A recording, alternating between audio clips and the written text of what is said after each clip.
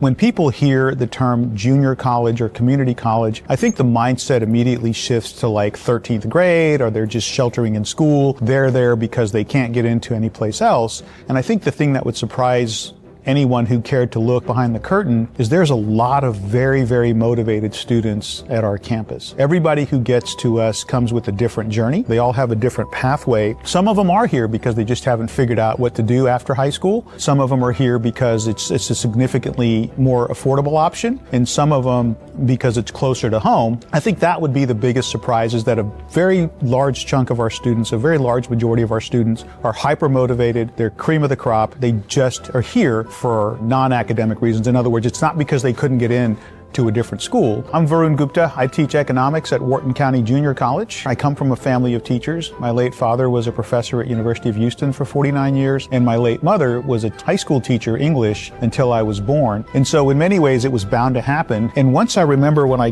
got the job in 2007, I was like, oh my God, this is something that people will pay you to do, because I really enjoyed it. But at this point, I'm all in. I really want to teach. Feedback was good. I was pretty good at it. And so I transitioned, went back to school, got some more graduate hours into the economics discipline, and then started teaching part-time economics. And then I became full-time. By the time students get to us in the junior college, they're typically college freshmen, first time in college, or we do get some kids that have come back from the four-year schools because they couldn't make the grade. The biggest challenge I see, the two challenges, twofold. One is the academic side. They don't have the preparation, they don't have the rigor. They get through the K through 12 system because the K through 12 system is very different. Everything is structured for them from the minute they get to school. The bell rings and they go here to there. They have no free will, so to speak. That is what K through 12, and that is what they learn to do. And then all of a sudden, between 12th grade and college, this 2.5, 3 months of summer, they're supposed to figure out how to do it all on their own. So it's a lack of, in many cases, a lack of academic rigor and preparation. I think that's what's holding them back.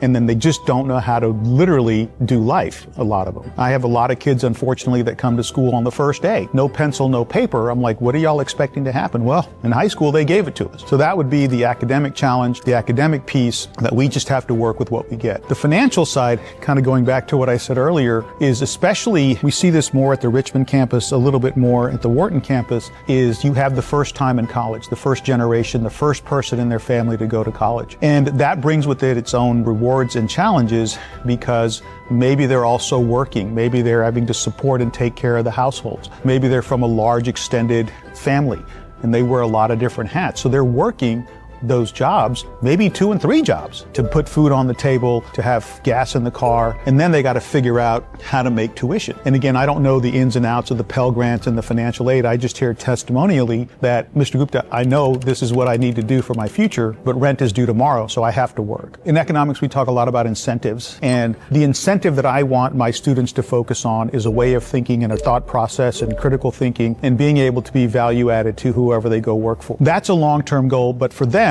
their goal is, I need the grade. I want the grade, Mr. Gupta. I need the grade to get to the next level. So there's a little bit of a misalignment, but when I can see the success stories for me are the student who works as hard as they can, they make a B, but they look at me and say, Mr. Gupta, I made a B, but I worked hard, but I get it. I understand economics, and I understand what it's going to do for me in the future, and this whole idea of critical thinking and being an asset. Every year I nominate a student for outstanding economics student. I think out of the 8 or 9 years I've done it, I think only 2 of 3 of the students have made A's in the class. Some of the best students I've had have made B's. And what success looks like is that they understand that they need to do more than make grades. They need to show up. They need to be on time. They need to have those soft skills and be professional in their appearance, be professional in their communication. I am adamant and fanatic that they should present a professional front, come to class every single day prepared. Success for me looks like when they figure out that they have to have agency for their future,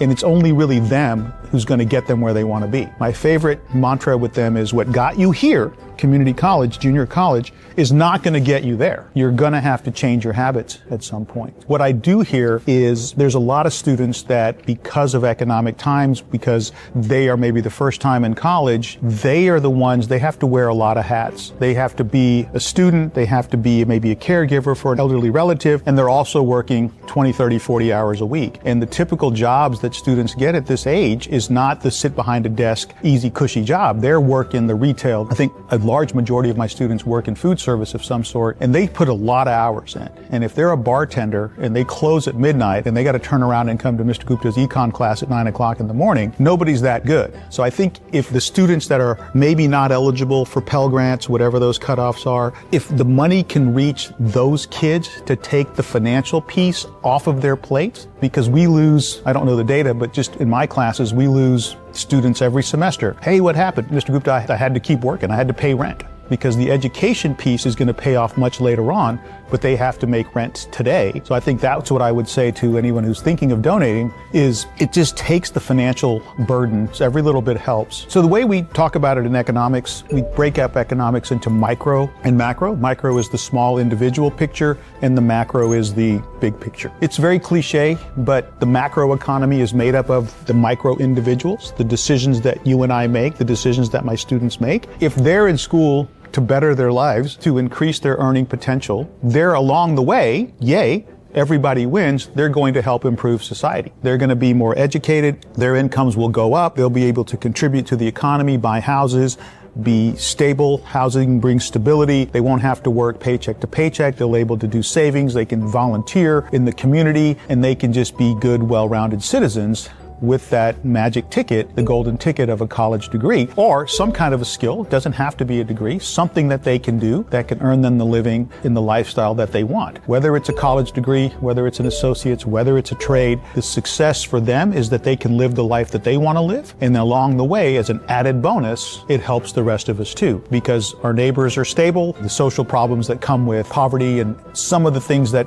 come along with less stable communities, people that are, housing insecure, food insecure, if they can build their own lives and make their own lives better, then again, it's just an added bonus. It helps us too. The moments that really, really resonate with me, with that this job is worth doing and I should continue to do it, they very, very rarely happen within the classroom. Almost exclusively, they happen many years after a student has left your class, whether they were your favorite student or whether they were your special student that we gotta love them all. And then a few years later, you either get an email or a letter from them, or you bump into them. I live in the community. You bump into a student and they'll come up to you and say, "Hey, are you Mr. Gupta?" I said, "Yeah, it's still me."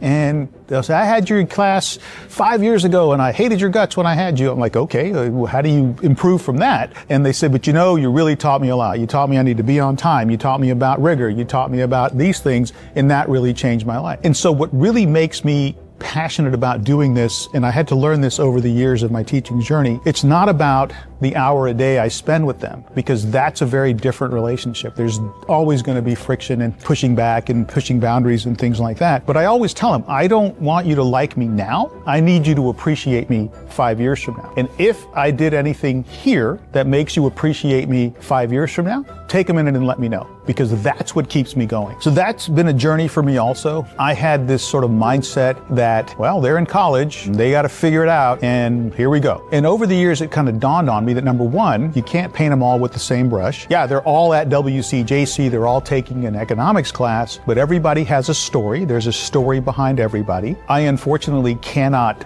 get to know each of the stories. I unfortunately cannot tailor my class to each of the stories. I have to set the standard. But what really I learned from doing this, and why I think I still continue to do it, is people are people. They're motivated by incentives. They will respond to incentives in predictable ways. And everybody has a story and a journey. And if I can be a positive influence in that journey, then I want to do everything I can to be a positive influence in the classroom. If they come to me in office hours and say, "Hey, I'm having this kind of issue or some mentoring," the best relationships are with the relationships with students that I had years ago. They still keep in touch. They lean on me for mentorship. So what I would say to a donor is, if you come to my class, I don't think you're going to get the full picture of the inspiration. If there's a way for the donors, especially with WCJC being a smaller community college, your dollars are going to make real impact on real students. It's not that you put it into a black box and you never see it again, but if there's a way for the recipients recipients of the money to send a letter or whatever the norms are. Hey, thank you for your endowment. Thank you for this. This is what's happening. This is what's going on with me because you made this. That's what worked for my family. I think if they could see the personal impact of their dollars on a real person rather than, okay, I donated to the scholarship fund and we can send all the data we want, this many scholarship recipients and things like that. But if there's a way to connect them via letter or whatever, I think that's powerful. That my dollars helped so-and-so finish her 2-year degree, and now she's off doing nursing or whatever she's doing. I would say to the donor what my late father did. He was at University of Houston, as I said, for 49 years, and before he passed away, he set up many endowments for various undergraduate, graduate students. He's been gone for 10 years, and every year I still get letters from the people who win the scholarships for Dr. Gupta. And I read those letters, and I'm like, wow, he's making a difference. Look at that. Look at that, he's making a difference. So generally, what I like to say, I teach economics, and a lot of people think economics is a business subject. They conflate us with the stock market and they think about supply and demand, and there's certainly some of that goes on. But at the end of the day, economics is a discipline about decision making and making choices, and what do societies and individuals do, and how do they make choices with limited and scarce resources? How do we allocate our time? How do we allocate our money? So speaking specifically to allocating money to the people that are thinking about donating, there's no shortage of places that will take your donation money. There's a lot of places out there, lots of very good places in higher ed and other places where you can donate money to. No worries, lots of places there. But if you're in the community and you want to have a direct impact with the choices that you make with your donation dollars, I invite you to strongly consider the WCJC Foundation. There's a whole new leadership team here. There's a whole new breath of fresh air. I have full confidence that the money will go where it's supposed to do. It will directly benefit the students and really make an impact locally, if that's important to you. If it's important to you, where you want to really reach into your community, or in a community that may not even be directly yours, WCJC, we really would like to be in the conversation to be considered.